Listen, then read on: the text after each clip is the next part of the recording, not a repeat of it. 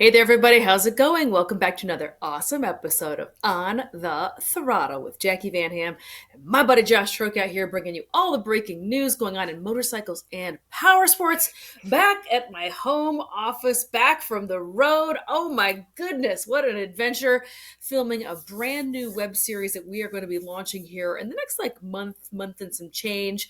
It's going to be a 5-part series featuring AIM Expo and this epic road trip to AIM Expo on motorcycles, of course. So make sure you go ahead and hit that notifications on button. You are not going to want to miss it. Now, for today's program, Josh, I'm going to be talking about the folks over at Polaris are making it rain for the folks out there in off-road land. And this is actually a good thing this time. And I'm going to be talking about a little bit of moto business. Curious about what's going on over at Tucker/Turn 14 Distribution? I've got the update. Josh, what's going on in your neck of the woods?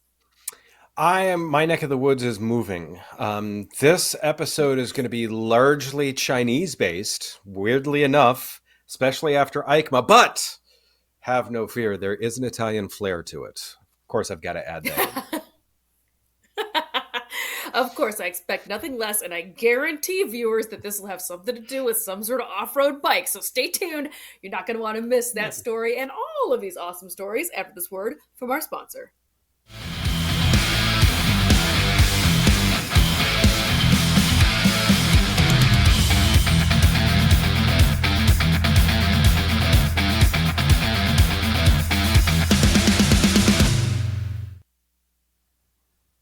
All right, so I mentioned at the top of the program, the folks over at Polaris are making it rain. And this is actually good news for the folks over in off-road and snowland because Polaris has funded a series of grants to the tune of $100,000, providing grants to some off-road and trail partnerships. So let's go ahead and dive into this story. This story is one of the featured stories over at our parent company, also motorcyclepowersportsnews.com. So for more detailed stories and more details about this story, make sure you click on over there and check it out. Polaris Inc. announced a donation of more than $100,000 to off-road vehicles, ORV, all-terrain vehicles, and snowmobile organizations across the U.S. and Canada as a part of its Trails Grants program. The Trails Grants program focuses on promoting safe and responsible riding, supporting trail preservation, woohoo, and helping protect the environment and natural resources that are part of the off-road trail systems. Combined with the 14 2023 Spring Trails Grants recipients announced back in April, Polaris has awarded 25 organizations in 19 U.S. states and 3 Canadian provinces, a total of nearly $250,000 altogether with this year's Trails Grants program. The local riding groups are the backbone of the off-roading and snowmobiling communities, said Mr. Steve Manetto, president of Off-Road at Polaris. The joy they find in riding and the work they put in so that others may have a similar experience truly embodies everything that is special about our industry. The collective impact of these organizations is far-reaching. Polaris is proud to amplify their efforts and celebrate those who are helping to preserve the outdoors for the next generation of riders through our Trails Grants program. And you can see some of the awesome recipients on your screen right now.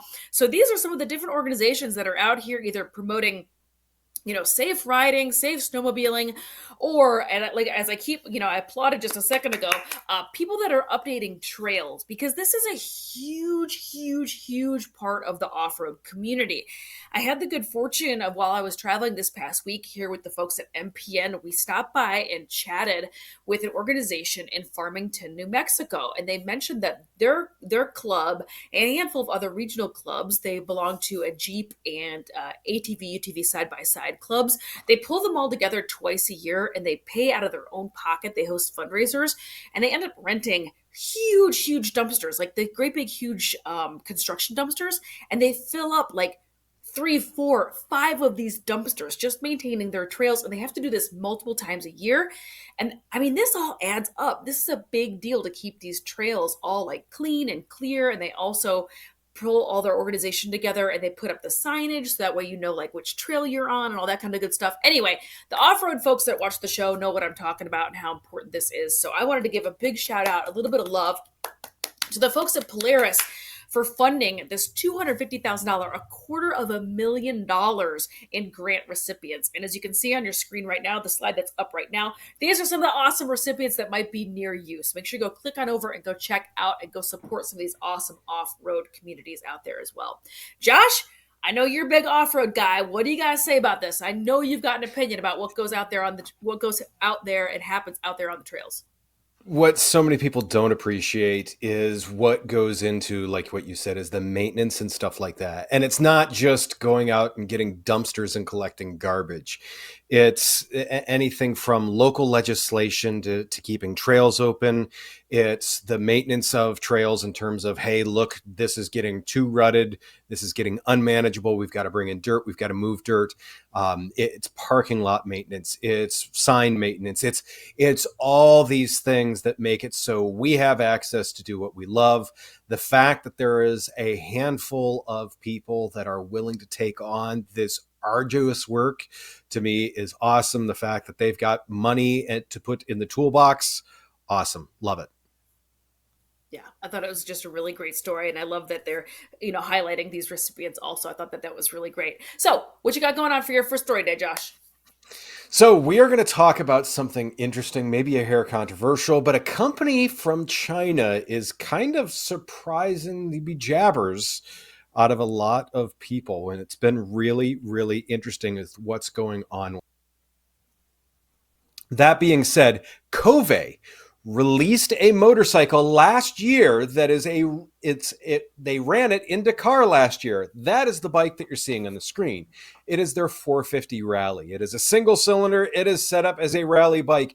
They put 3 of them in the Dakar Rally, and all 3 of them finished.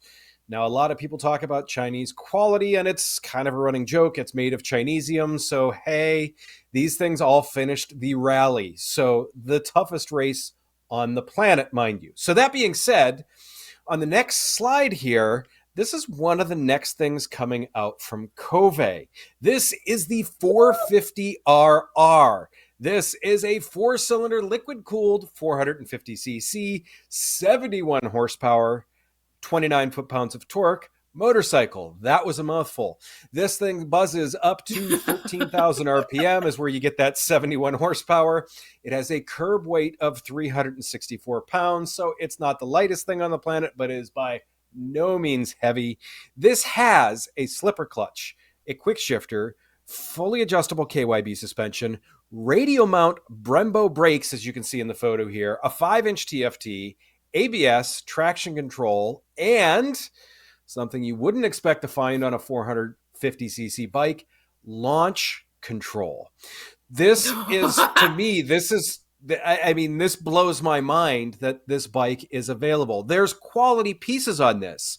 And what I find very interesting with this is you're not going to throw Brembo brakes on a garbage can. I'm interested to see. Now, can we get it here? There's no word on this. Can they get it under emissions? We have no idea. But I saw it and thought it was interesting. There's no price on it. So let's go to our next slide, where here's the bike that this is the one that's drool worthy to me, and I think it's very cool. This is the Kove 800X. It was unveiled in 2022, but it was kind of unveiled as this is a prototype thing. It now very much looks like this is going to be available.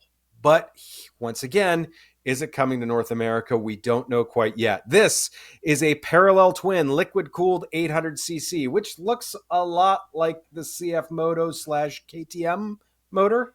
Yes, we're pretty sure that's what it is. 95 horsepower, 60 foot-pounds of torque. It comes in with a curb weight of only 407 pounds. Now, we're pretty sure that's empty, but hey, still pretty lightweight on this. 19 liters of fuel. For those of you that hate the metric system, that is 5 gallons. There are 3 variants that all, yes, sound like your Chinese dry cleaner: the 800X, the Super Adventure, and the Super Adventure Pro.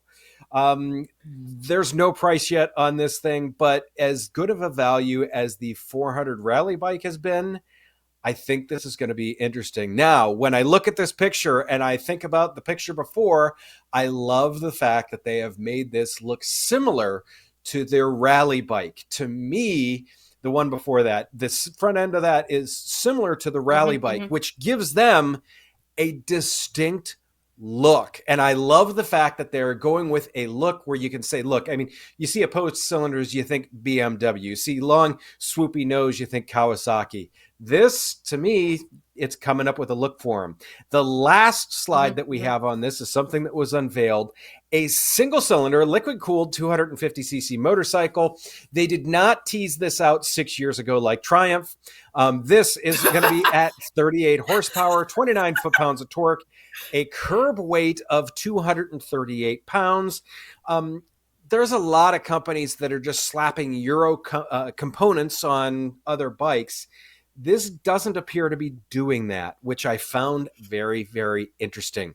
This appears to be a lot of Chinese components, but a lot of these Chinese components look very similar, suspiciously similar to some European components. So it's interesting to see with this.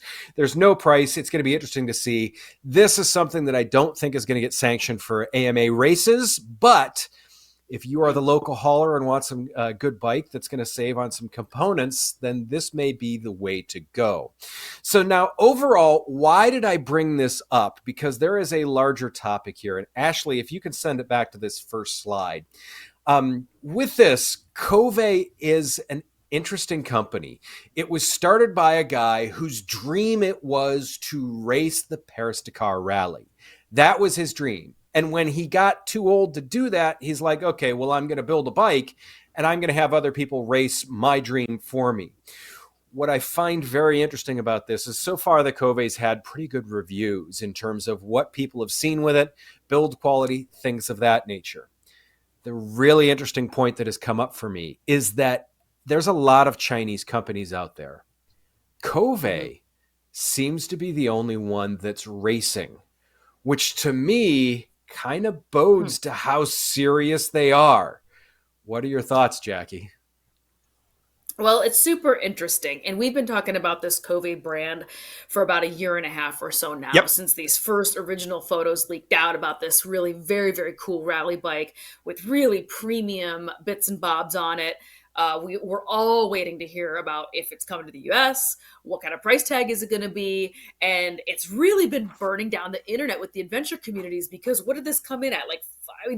I don't remember the price tag off the top of my head, but it was So that bike's 10 grand set up. And I mean, they're here. There's guys that have reviews on them that are saying, I mean, if you want a 1200cc adventure bike, go buy a 1200cc adventure bike.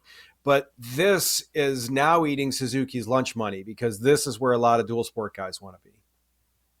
Yeah, I'm seeing this all over the place. People are really excited about it. We just talked about CF Moto last week. We are hearing more and more and more and more about these Chinese brands that are really providing parts, things, stuff, if not full-blown complete bikes for all sorts of manufacturers right now. So I think it's a really interesting time. I think it's a really interesting space. I have yet to see a Kove dealership, so I don't know where these come from. I don't know how these end up in the US. I don't know if that's their intent or if they're going direct to consumer. I think it's just a very, very interesting time right now. And I love the look of that much larger, that 800cc or whatever, that other slide that you threw up there. I think that, not the street bike, although he's really cool too. I think that's nice. This guy right here, I thought that was really very, very cool looking. And you're right. I think it is starting to bear fruit of a little bit of a family resemblance. And you nailed it with the fact that they immediately went racing with this bike. Nobody is doing that. Like does not exist. That is not a thing. So it does make me agree with you that these folks mean business. I don't know exactly. They're serious about quality. Business plans. I don't know where they're getting sold. I don't know that much into their story. But to me, this means business for real. Speaking of business, by the way, that is a great lead. My next story for today is we're going to be talking a little bit of Powersports and Moto business, because this last year, the entire Powersports business was shook by the sale of Tucker Powersports. So let's go ahead and jump into that story after this word from our mid-show partner. What's up, Powersports and Harley-Davidson dealerships? How's your lead response time? Are you quick on the draw or slow as molasses? I'm Joe with another pit stop pointer that'll make you sell more fun. Here's the deal. Reply to leads within 60 seconds and your chances of closing grow to 391%. So either lead the pack or eat some dust. So rev up your response time. Quick replies mean more sales. Go to pitstoppointers.com for more insights and stay tuned for the next Pit Stop Pointer. And huge thanks to our mid-show partner, Pit Stop Pointers. I love these Pit Stop Pointers every episode, Yes. Josh. I'm just going to give them a little extra love because they are Agreed. right on the money. I love hearing what they got to say. So while we're talking a little bit of business, though, let's go ahead and jump into my second story for today. And that is the fact that this last year, Tucker sold to Turn 14 Distribution, and a move that absolutely shook Powersports business all across the United States and beyond. It is still rippling out. There is still an awful lot of kind of hand wringing and will they or won't they feeling about it and what's happening. So there was a release just this past week. I wanted to go ahead and dive into it a little bit just to talk about what exactly is going on over at Turn 14 Distribution. Let's go ahead and jump in. This story also goes into a little bit more detail at our parent website, which again is motorcyclepowersportsnews.com. So Turn 14 Powersports owned brands leadership. Bob Schutz was recently appointed president of the Turn 14 Distribution's Powersports owned brands team, which includes product development, research and development, brand management, and marketing of the 11 brands that were acquired from Tucker Powersports. Schutz has been a senior leader at top aftermarket companies like Warn, Olin's USA, and premium suspension manufacturer KW Automotive. In case you are not aware, the owned brands that they are talking about is going to be a handful of companies. Let's go ahead and see if I can pull them up right now. Sorry, I accidentally grabbed the wrong page. Anyway, it is a handful of companies that they own. Again, it is 11 brands, and Bob Schutz is going to be running those guys. Turn 14 Own Brands Group includes seasoned employees from Tucker that have transitioned to roles with the new organization. This is where people had a lot of question marks. They were worried about redundancy, people moving on, people being let go. They like to know that there's a little bit of carryover from Tucker. This includes well-known names out here in Powersports, such as James Simonelli, Brent Ash, Aaron Whitney, Bill Mullins, and Paul O'Brien. Each of the brands acquired from Tucker is using its new resources to develop products that will launch in 2024, several of which have been on dealer wish lists for many months. I thought that was really interesting. Marketing for own brands will continue to be led by Leslie Madsen. Several of her team members from Tucker are now also employees of Turn 14 Powersports owned brand. The Turn 14 Powersports owned brands group will be based in the Dallas-Fort Worth area and is currently seeking a permanent location for the team's home. As far as AIM Expo, plans are underway for AIM Expo in February. Turn 14 Distribution is slated to host the industry party, an event that dealers and exhibitors use to reconnect and wrap up the first day of the show. At AIM Expo, the Turn 14 Powersports own brand team will also be showcasing its newest products and sharing a glimpse of what's to come to show attendees. So I wanted to go ahead and give you a little bit of a shout out there because AIM Expo is coming up in February. We here at MPN will be there, of course. And I had to give a little bit of a shout out to the always good time industry party that takes place that Turn 14 Distribution is going to be hosting. Again, owned brands, which are the owned brands that Turn 14 bought from Tucker, include Answer, Biker's Choice, Bike Master, Dragonfire Racing, First Gear, Kiriakin, Pro Taper, Quad Boss, River Road, Speed Strength, and Twin Power. So that is what's going on. A little bit of news, a little bit of an update for the folks over at Turn 14 Distribution, for our friends out there that are watching at the dealerships. Josh, what do you think about some of this news coming from the folks at Turn 14 and this last year's purchase of Tucker by Turn 14 Distribution? It has been the big question. And for me, I mean, I started out in the automotive aftermarket performance industry. So I've been both industries. And what's so interesting is so many people in that automotive industry think, it's the same thing. And when you're in power sports, you know we are very, very, very different. It is an entirely different industry. People are here for entirely different reasons. And people are like, it's got motor and wheels. It's the same. And it's not. And that has been the biggest worry the whole time. That's why people are like, is there a giant brick wall coming? So with that being said, with them keeping on people, that is helping to ease that transition, ease the questions, because I think they realized, this ain't the same thing. There are a ton of great things in common.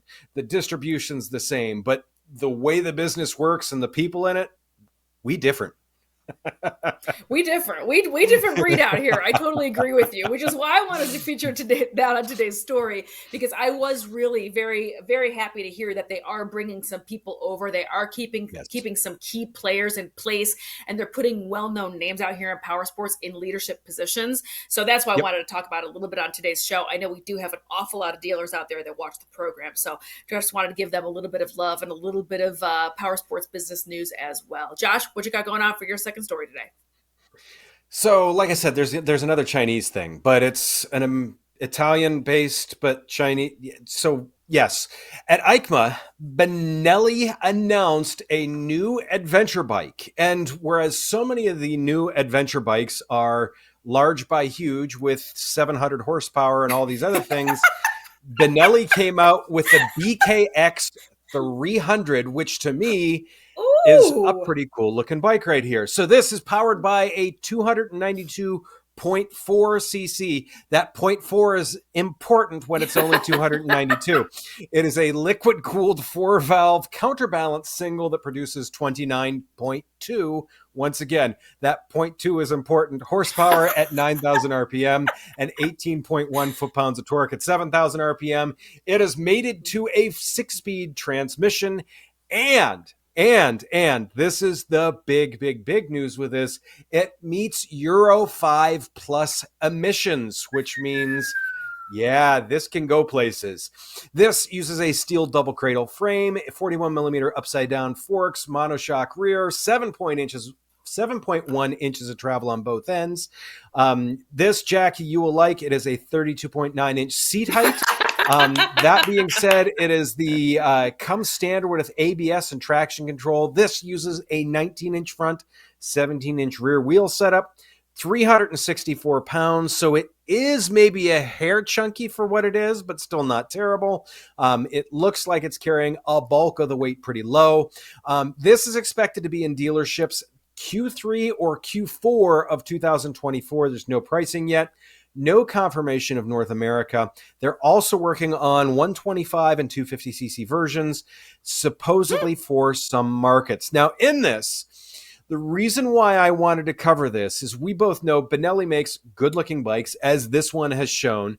They are an Italian design, typically Chinese manufactured bikes.